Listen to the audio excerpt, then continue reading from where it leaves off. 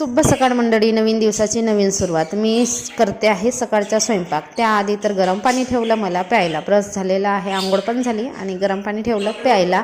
डेलीची सवय आहे. सोबतच आज मी बनवणार आहे जेवणामध्ये वाटाणे आणि बटाट्याची भाजी. तर हे सुकलेले वाटाणे आहेत, जे रात्री भिजवले होते, आता कुकरला लावून घेतले.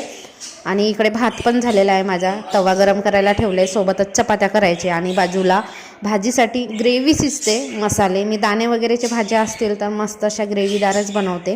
अद्रक लसूण कांद्याची पेस्ट आणि सोबतच टमाटरसुद्धा मी बारीक केले, थोडंसं जिरा घालून. आणि इकडे बघा, रुद्रान सकाळी सकाळी उठून याचा ब्रश झालेला आहे फक्त, आणि डोनट खायला बसला. डोनट त्याला आता प्रचंड आवडतात याला.